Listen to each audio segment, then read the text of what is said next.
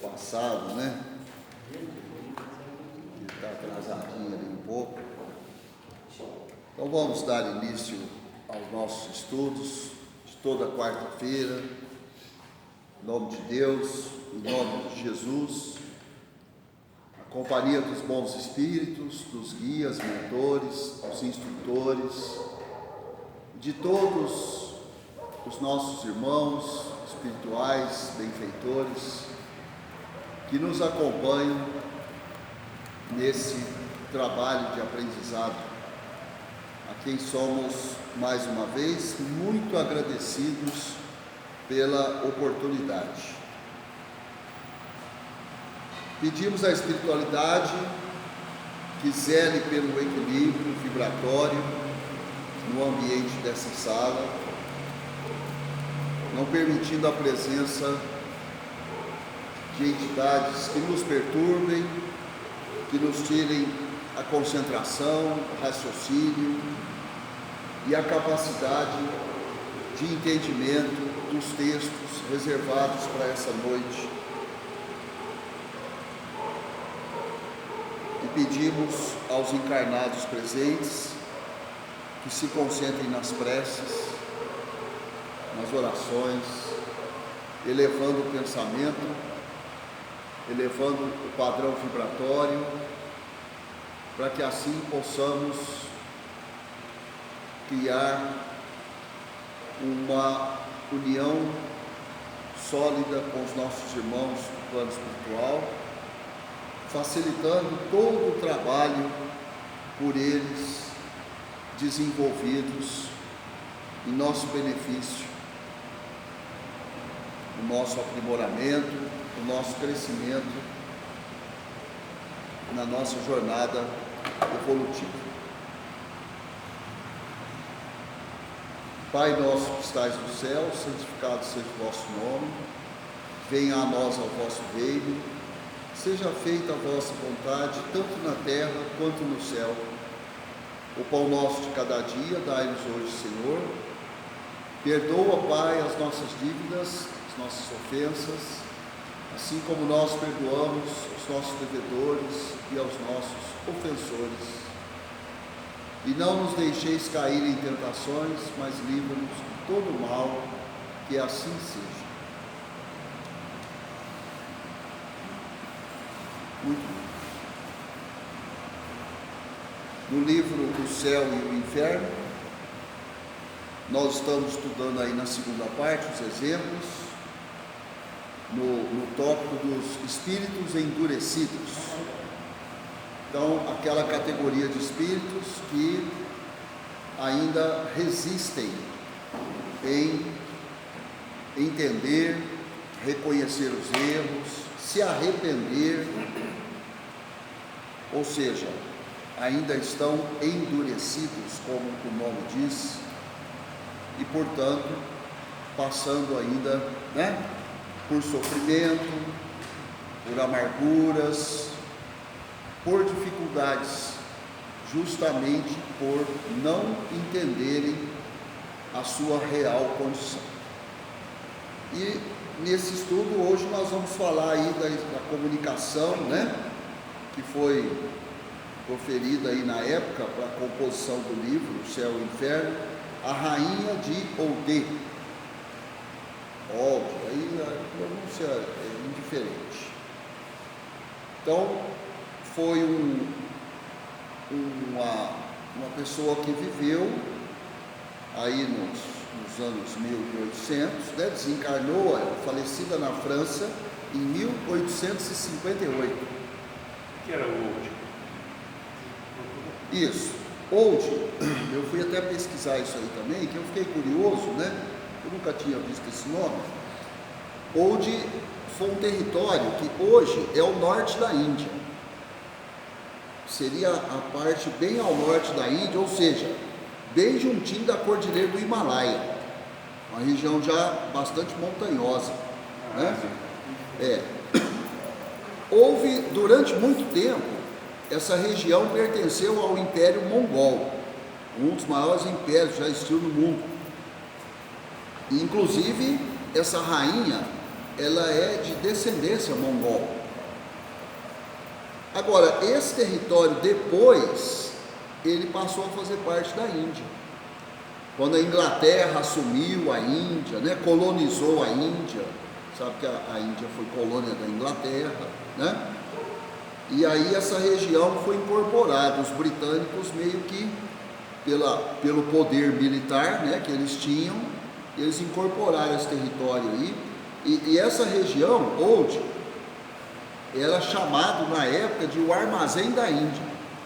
Por quê? Porque era um centro de muito comércio, então tinha uma posição logística bastante importante, e ali passavam muitas caravanas, num sentido, no outro. Então, pelo jeito, ali desenvolveu-se um comércio intenso. Então, devia ser uma região de muita, para a época, né, muita prosperidade. E foi onde viveu esse espírito aqui, encarnado, e era uma rainha, pertencia a uma monarquia, né, poderosa, pelo jeito, e desencarnou, e aí deu essa comunicação aqui. Então vamos ver. Aí vem a primeira pergunta: quais as vossas sensações ao deixardes o mundo terrestre? Então na comunicação, o médium já de cara perguntou isso. Qual a sensação quando você deixou a Terra, né? Quando desencarnou? Aí o espírito responde: ainda perturbada, torna-se-me impossível explicá-las. Então você vê que é um grau de perturbação grande, não dá conta nem de explicar, só sabe que está perturbado, não está entendendo nada do que está acontecendo, né? Aí o médium: sois feliz? O médium pergunta. O espírito responde: tenho saudades da vida, não sei, experimento a acerba dor da qual a vida me libertaria, quisera que o corpo se levantasse do túmulo. Ou seja, perguntou se ela era feliz. Olha a resposta então que ela deu. No fundo ela queria estar viva, não entendeu que desencarnou, e se tinha uma noção disso, queria voltar à vida que tinha, encarnado, né? Aí o médium pergunta: lamentais um ter sido sepultada entre cristãos, que não no vosso país? Porque ela foi sepultada na França. E acontece, eu fui ler sobre a vida dessa rainha aqui, vasculhei aí a internet e acabei achando algumas coisas, inclusive publicadas em revista espírita. Quer dizer, a própria doutrina espírita já fez uma varredura em quem foi essa rainha aqui, enquanto encarnada. Porque aqui nós estamos vendo o céu e o inferno. Ela já desencarnou e está dando uma comunicação.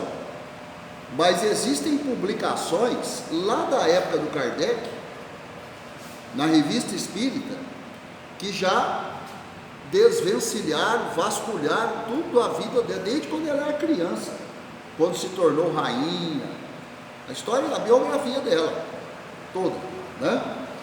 Então ela já foi bastante investigada, vamos assim dizer. E aí o que acontece?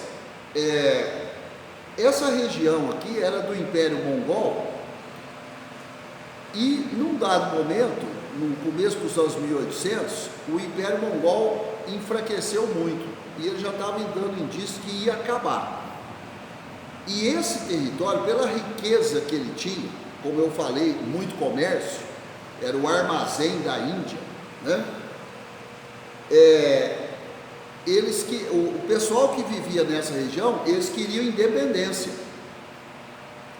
Mas os britânicos, que já estavam começando a colonizar a Índia e a região tudo ali em volta, os britânicos colonizaram tudo ali, né?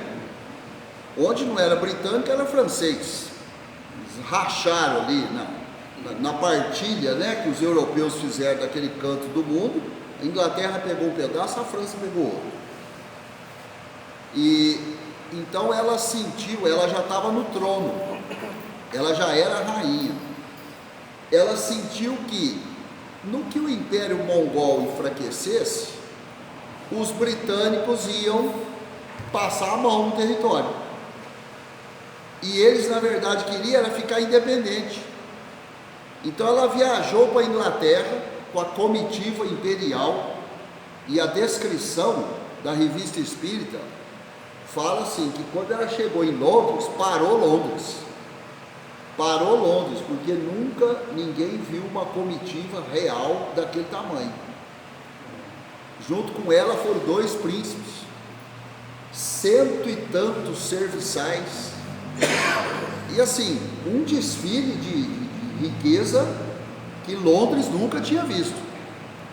E os britânicos não gostavam, né, de ver o pessoal com aquelas pedras desse tamanho, na testa, no pescoço. Os britânicos iam à loucura com aquilo, né? E para que ela foi em Londres?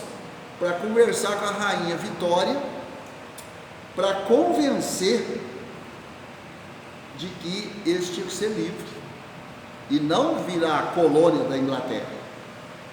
Só que o regime de governo que existia na Inglaterra, monarquia constitucional, a rainha não tinha poder para interferir nisso aí. E a rainha Vitória, com muita diplomacia, tudo explicou para ela, falou, olha, você está me pedindo um negócio que não está ao meu alcance. E ela ficou 1 ano lá em Londres, 1 ano, passeando, né? Quer dizer, essa história de gastar dinheiro público é antiga, né? Até os dias de hoje. E aí ela foi embora, sem conseguir o que ela queria. Nisso os britânicos já tinham incorporado tudo, pronto, aqui tudo é colônia inglesa, ponto final. E eles tinham poder militar, era difícil enfrentar os britânicos, quase impossível. Aí, na volta, ela resolveu passar em Paris. E lá em Paris ela foi acometida por uma moléstia, que ninguém nunca soube direito o que era. Alguns acham que ela teve foi cólera, ela foi acometida por cólera, né? E naquela época tinha muita cólera, porque as condições sanitárias daquela época eram as piores possíveis. Essa época, gente, 1850 e poucos, o entorno do Palácio Real em Londres fedia tanto, urina e fezes. A população de rato era maior do que a população de humanos. Isso era Londres. Era uma latrina a céu aberto. E ninguém suportava o odor. As pessoas faziam as necessidades na rua. Inglaterra. E Paris não era diferente. Paris não era diferente. Não, podia ser muito pior, né? Então, a pessoa ter cólera naquela época e morrer por causa de cólera, normal. Normal. Nessas condições de higiene, normal. Então, acham que ela morreu de cólera, mas nunca foi comprovado. Por isso que falou aqui, eu parei nesse ponto aqui, ela foi sepultada lá na França. Ela morreu lá e lá ela foi sepultada. E ele pergunta, né, o médium aqui, lamentais ter sido sepultado entre cristãos que não no vosso país. Você falou, mas então ela não era cristã? Não, ela não era cristã. Ela era muçulmana. Aquela região da Índia ali predominava o islamismo, mas não quer dizer que ela adorava o islamismo, não. Vocês vão ver o que ela vai falar de Maomé daqui um pouco. O que ela vai falar de Maomé. Ou seja, ela era muçulmana, mas ela era primeiro, eu sou uma rainha, e o resto é o resto. Não quero saber se é Maomé, Jesus Cristo, Deus, não interessa, eu sou uma rainha. Uma rainha de Deus. Complicado. Eu fiquei assim. E quanto mais eu lia sobre quem foi ela, mais eu queria saber da história dela. Eu falei, mas que figurinha, hein? Que figura essa rainha, que figura, tá? Bom, então perguntou, né? se ela lamentou ter sido sepultada lá entre os cristãos. Aí ela responde: sim, a terra indiana menos me pesaria sobre o corpo. Era muito materialista. Pois é, vamos lá escutando. Outra pergunta: que pensais das honras fúnebres tributadas aos vossos despojos? Que o governo francês na época deu um enterro para ela como chefe de Estado.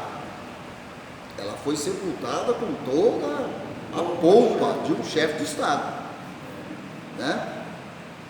E ela simplesmente ignorou tudo isso aí. Porque aqui, ó, que pensais das honras fúnebres tributadas aos vossos despojos? Resposta dela: não foram grande coisa, pois eu era rainha, e nem todos se curvaram diante de mim. Nem todos se curvaram. Olha só, humilde, né? Deixai-me, forçam-me a falar, quando não quero que saibais o que ora sou. Asseguro-vos, eu era rainha. Ainda deu uma dura no médico. Para de ficar perguntando. Para de ficar perguntando, porque está me incomodando ter que responder algumas coisas que eu não gosto de responder. Eu sou uma rainha e não estou sendo tratada como rainha.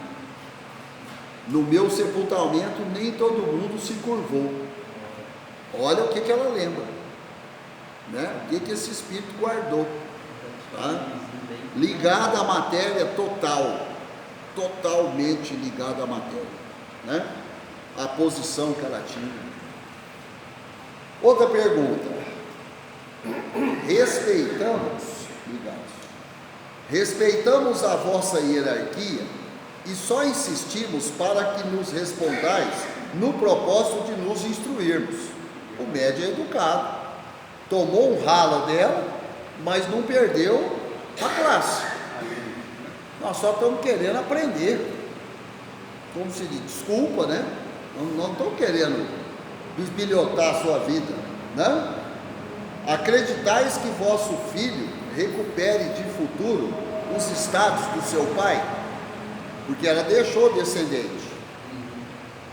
Então, o médium perguntou, né? Seu filho, que no caso assumiu o trono, vai recuperar os estados que um dia foram do seu pai?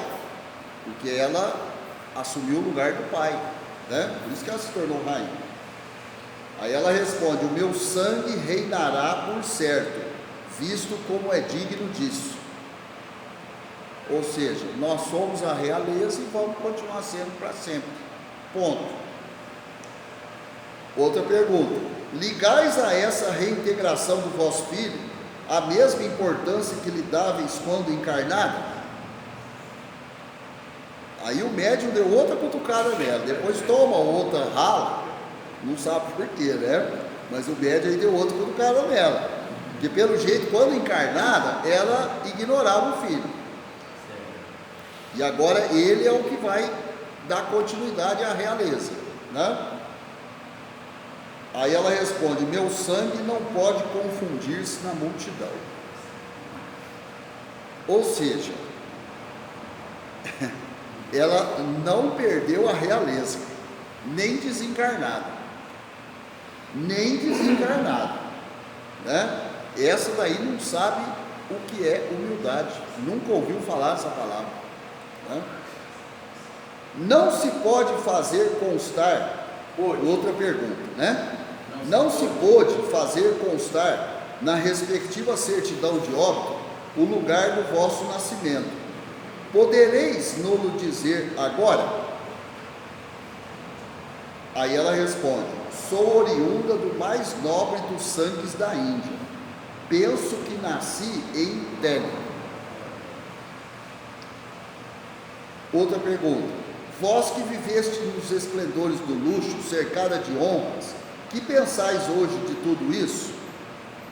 Resposta dela: que tenho direito.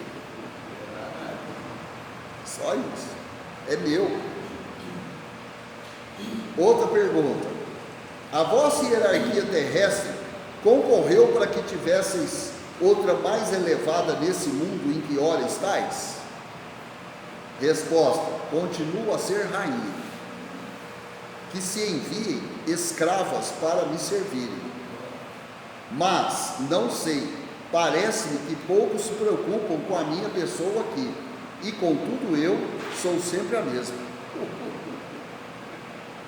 Aí já está a parte do sofrimento dela. Ela continua rainha, é assim que ela se vê, mas ninguém está dando moral para ela, já desencarnada, não manda ninguém para ser escravo dela. E ela está incomodada com isso. Sexta pergunta: professáveis a religião muçulmana ou a hindu? Resposta: muçulmana. Eu, porém, era bastante poderosa para que me ocupasse de Deus. Essa resposta, aí eu dei uma parada, fiquei pensando, falei, existiu alguém assim então, com essa soberba, porque eu nunca tinha visto um negócio desse. Eu sou muçulmano, porém muito poderosa para que me ocupasse de Deus. Outra pergunta: no ponto de vista da felicidade humana, quais as diferenças que assinalais entre a vossa religião e o cristianismo? Ou seja, entre o islamismo e o cristianismo. Aí ela responde: a religião cristã é absurda, diz que todos são irmãos. Isso aí para ela devia ser uma afronta total. Total. Colocar ela no mesmo nível dos súditos. Então é a crítica que ela fez à religião cristã. Uma das críticas, porque ela devia falar horrores. Aí o médium pergunta: e qual a vossa opinião a respeito de Maomé? Maomé, o precursor do islamismo. Aí ela responde: não era filho de rei. Só isso. Ou seja, para um bom entendedor, Maomé era ninguém. Ele não era filho de rei. Então, essa pergunta sua não tem fundamento nenhum. Qual a minha opinião a respeito de Maomé? Em outras palavras, quem que é esse Maomé? Outra pergunta: acreditais que ele tinha tido uma missão divina? Resposta: isso que me importa. Que me importa se Maomé teve missão divina ou não? Não me interessa, não tem nada a ver com isso. Qual a vossa opinião quanto ao Cristo? Ao Cristo? Cadê? Desculpa. Qual a vossa opinião quanto ao Cristo? O filho do carpinteiro não é digno de preocupar meus pensamentos. Falar o que ela falou do Maomé, que é da religião que ela disse que seguia. Imagina o que ela vai falar então do Cristo, que é o precursor do cristianismo. Filho de um carpinteiro. 7.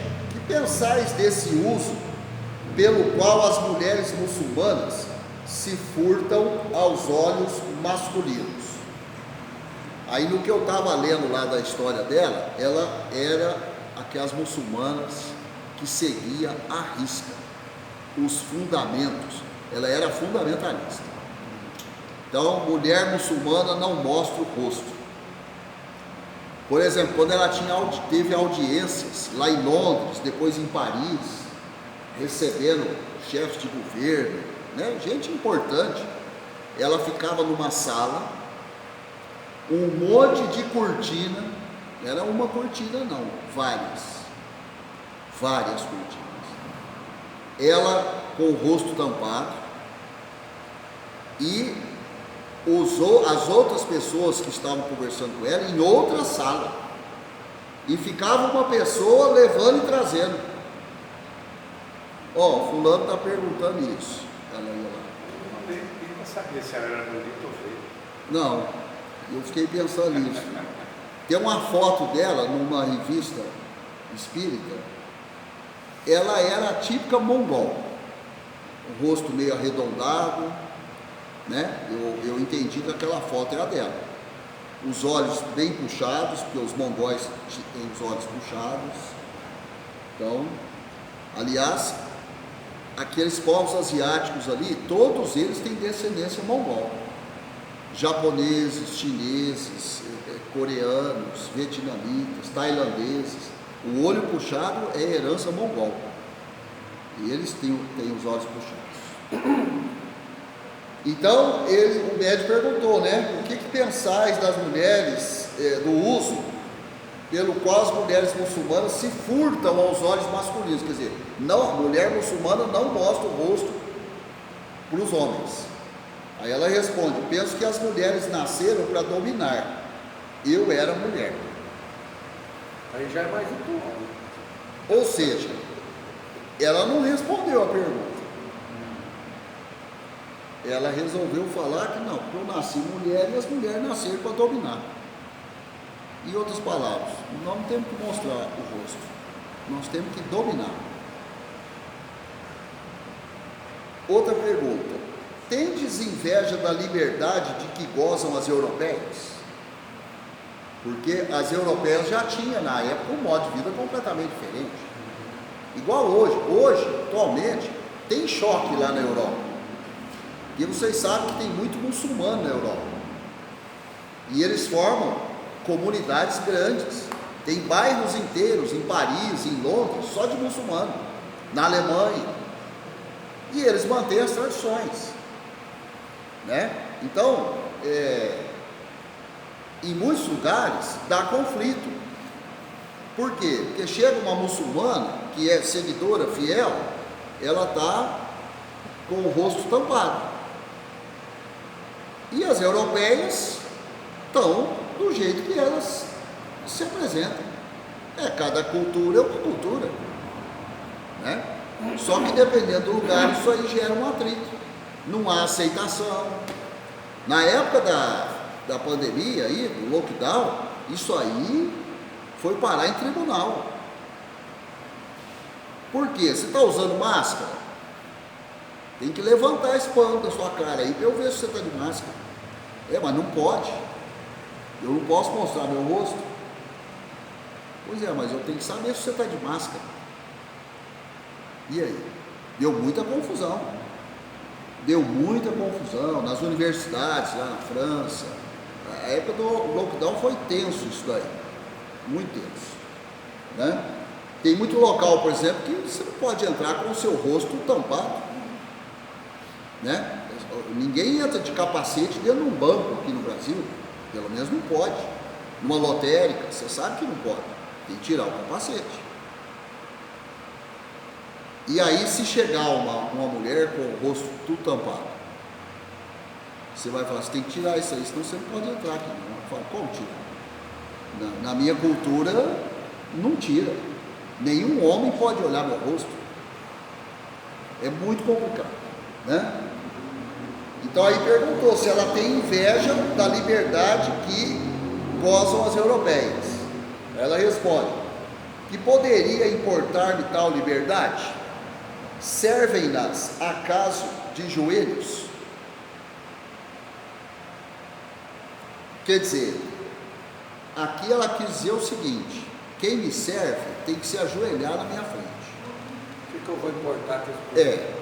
As europeias têm liberdade. Pois é, quem serve a elas se ajoelha na frente delas? Não. Pois é, quem me serve tem que se ajoelhar na minha frente. E é isso que importa. Então essa liberdade que as europeias têm não serve para absolutamente nada. Você está querendo chegar aonde para falar que elas têm liberdade? O que me interessa é o seguinte: quem serve a elas se ajoelha, porque quem me serve se ajoelha na minha frente. E é isso que interessa. Não, ela é a soberba em pessoa. Total. Né? 8. Tendes reminiscências de encarnações anteriores a esta, que vindes de deixar? Quer dizer, antes dessa, que ela foi rainha. Aí ela responde: deveria ter sido sempre rainha. Então, vai perguntar mais o quê? Né? Por que acudistes tão prontamente ao nosso apelo? Então ela foi evocada. Aí ela responde: eu não queria fazê-lo, mas forçaram-me. É os espíritos que querem ajudar ela. Você vai, eles estão te chamando, você vai lá. Eles querem te ajudar, né? Mas para ela foi forçada, porque ela não queria comparecer, mesmo porque eu quero acreditar que nenhum médium se ajoelhou para ela. Nenhum médium ficou de joelhos, né? E isso devia deixar ela muito irritada. Acaso julgarás que eu me dignaria responder-te? Que és tu ao meu lado? Quem é você para estar perguntando essas coisas para mim? Aí o médium pergunta: e quem vos forçou a vir? Ela responde: eu mesma não sei, posto que não deve existir ninguém mais poderoso do que eu. Quer dizer, ela foi forçada, mas ela não sabe quem forçou. E ela acha até que não foi ninguém, porque ninguém mais tem mais poder que ela. Complicado. Até de conversar com ela é complicado. 10. Sob que forma vos apresentais aqui? Sempre rainha. E pensas que eu tenha deixado de o ser? És pouco respeitoso. Olha o médium tomando ralo de novo. Fica sabendo que não é desse modo que se fala a rainhas. Ela não alisava, não, né? Se nos fosse dado enxergar-vos, ver-nos-íamos com os vossos ornatos e pedrarias? Ela responde: certamente. Imagina se não ia ver ela vestida de rainha, né? Depois de tudo que ela já falou aqui. Outra pergunta: e como se explica o fato de, despojado de tudo isso, conservar o vosso espírito tais aparatos, sobretudo os ornamentos? Essa é uma pergunta interessante. Como é que você explica que hoje você é só espírito, mas você está com esses aparatos todos? Ela responde: é que eles não me deixaram. Ela se via vestida como rainha, com as pedrarias, com as joias, com tudo, né? Sou tão bela quanto era, e não compreendo o juízo que de mim fazeis. É verdade que nunca me vistes. 12. Qual a impressão que vos causa em vos achardes entre nós, pobres mortais, né? Ela responde: se eu pudesse evitá-lo. Tratam-me com tão pouca cortesia.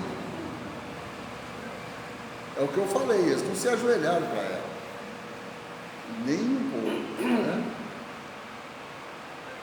Aí vem São Luís, né? Dá as suas orientações, as suas instruções. Deixai-a, a pobre e perturbada, tende compaixão da sua cegueira, e Oxalá vos sirva de exemplo.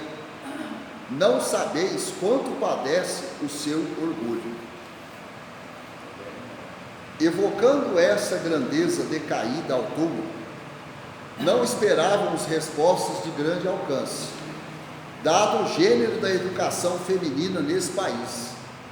Julgávamos, porém, encontrar nesse espírito, não diremos filosofia, mas pelo menos uma noção mais aproximada da realidade, e ideias mais sensatas relativamente a vaidades e grandezas terrenas. Longe disso, vimos que o espírito conservava todos os preconceitos terrestres na plenitude da sua força, que o orgulho nada perdeu das suas ilusões, que lutava contra a própria fraqueza e, finalmente, que muito devia sofrer pela sua impotência. Então é um espírito que, se numa comunicação aí, esse espírito se fizer presente e falar que ele ainda está errante, não é surpresa nenhuma. Não, porque longe de eu achar que eu sou alguém para fazer julgamento, mas por tudo que a gente leu, por tudo que a gente leu aqui, quanta soberba, quanta falta de humildade, quanto desprezo por tudo, pelos precursores das religiões, O Maomé é uma figura respeitadíssima em todas as crenças, todos, fanatismos à parte, o Maomé é respeitado. Ele teve uma missão e ele cumpriu a missão dele. Não estou aqui para criticar nada, Jesus dispensa comentários, é o nosso mestre, E assim com tantos outros. Então é interessante. Eu separei aqui, depois já vem outra comunicação, eu separei aqui um pouquinho da história dela, mas eu não vou ler não, Mas se você colocar lá no Google, Old, só escreve lá no Google, Old, e aí vai aparecer isso aqui, a trajetória da rainha de Old. E aí vai fazer um resuminho da vida dela. Isso aqui é uma publicação, olha lá, não é grande isso aqui não, do Reformador, Revista Espírita, edição FEB, ano 123, número 2117, agosto de 2005. Em agosto de 2005, o periódico Reformador publicou essa história aqui de hoje. Foi de onde eu tirei aí algumas informações, e sobre o território onde ela governou e tudo. Eu também fiz uma pesquisinha lá, porque eu fiquei curioso para saber onde fica hoje, Eu jamais imaginaria que fosse na Índia,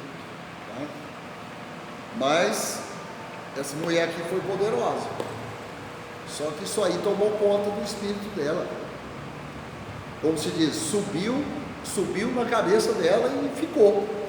Ela desencarnou e continuou rainha, Você vai ter que reencarnar muitas vezes. Pois é, então, só dela responder que ela sempre foi rainha, até nas outras existências, então pode às vezes até ter sido mesmo.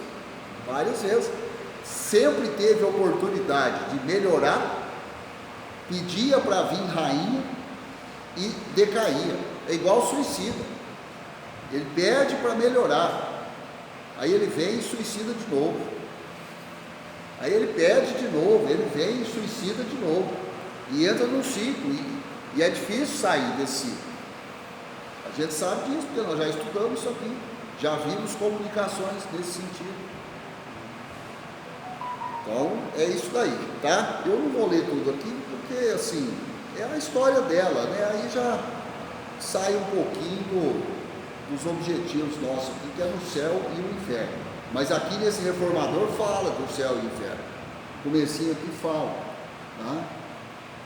Fala do Allan Kardec. Ela está sepultada lá em Paris, a mais ou menos uns 100 metros do túmulo do Allan Kardec. E tinha muita coisa, tinha um verdadeiro santuário na sepultura dela. Imagina, o que eles devem ter construído lá. Hoje não tem mais nada, mas tem as marcas no chão. Diz que as marcas ficaram. Então dá para você ter uma ideia da suntuosidade que um dia existiu ali, quando ela foi sepultada. E a 100 metros de lá está o Allan Kardec, sepultado lá, né? Os restos mortais dele. Mas, queria só complementar. Eu já estive em Dubai e Abu Dhabi, e no shopping lá a gente via que as mulheres muçulmanas têm, eu acho que duas